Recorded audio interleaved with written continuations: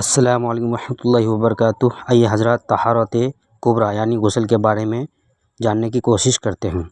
طہارت کے لیے یعنی کہ نماز کے لیے طہارت یعنی جنابت اور حدث سے پاک ہونا اتنا ضروری ہے کہ اس کی نماز نہیں ہوتی۔ جان بوجھ کر بے طہارت نماز ادا کرنے کو علماء نے کفر لکھا ہے۔ طہارت دو طرح کی ہوتی ہے، طہارت کبریٰ یعنی کہ غسل، طہارت صغریٰ وضو ہے۔ نماز کے لیے دونوں طرح کی طہارت ضروری ہے۔ طہارت کبریٰ یعنی غسل ان اشخاص پر فرض ہوتا ہے جن کو حدث اکبر لاحق ہو۔ حدث اکبر چند ہے جن میں سے بعض بیان کیے جاتے ہیں۔ منی اپنی جگہ سے شہوت کے ساتھ جدا ہو کر عضو خاص سے نکلے۔ احتلام یعنی سوتے سے اٹھا اور بدن یا کپڑے پر تری پائی اور اس تری کے منی یا مزی ہونے کا یقین یا احتمال ہو تو یہ بھی حدث اکبر ہے۔ حفا یعنی ذکر کا اثر عورت کے آگے یا پیچھے یا مرد کے پیچھے مقام میں داخل ہو جائے۔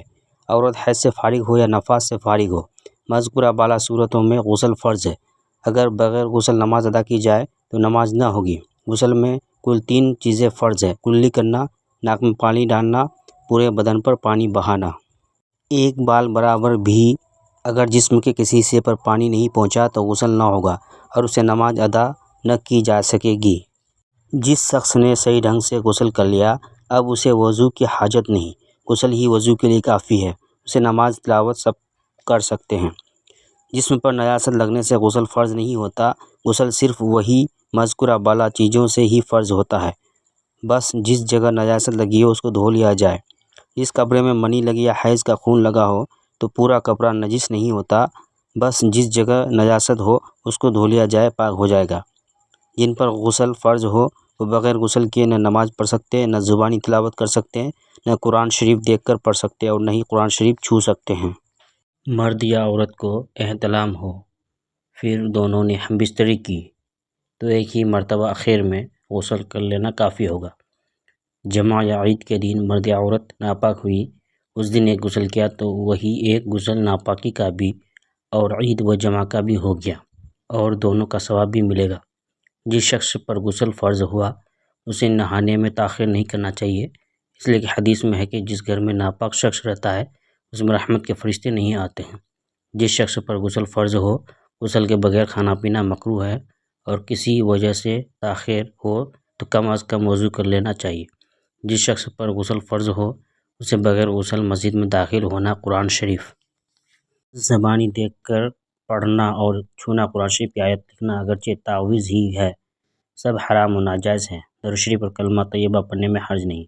رمضان شریف میں وقت سحری سے پہلے وطی یعنی عورت کے ساتھ ہم بستری کیا اور دن نکلنے تک غسل نہیں کر سکا تو روزے پر کوئی اثر نہیں پڑتا اور روزہ ہو جائے گا۔ البتہ نماز فجر قضا کرنے کا اور نماز کا وقت آنے سے پہلے غسل فرض چھوڑنے کا 2 گناہ کا مرتب ہوا۔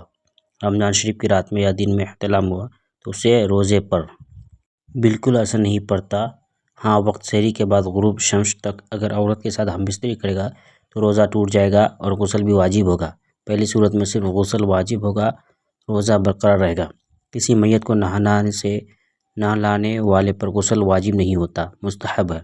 کسی ناپاک آدمی کے خشک وتر جسم سے پاک آدمی کا جسم چھو گیا تو اس کی وجہ سے پاک آدمی ناپاک نہیں ہوگا، نہ اس پر دھونا یا غسل کرنا واجب ہوگا۔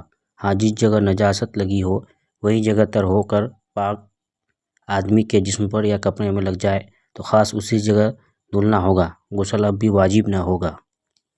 جس کپڑے میں احتلام ہوا یا جس کپڑے میں بیوی کے ساتھ ہم بستری کیا تو جس حصہ میں نجاست لگی ہو پہلے اس کو اچھی طرح سے دھل لیا جائے، پھر غسل کیا جائے، یا پھر اس کپڑے کو اتار دیا جائے اور دوسری کپڑے میں غسل کیا جائے اور اس کپڑے میں جہاں نجاست لگی ہو اتنی جگہ اچھی طرح دھل دیں۔ پورا کپڑا دھلنا ضروری نہیں، کپڑا پاک ہو جائے۔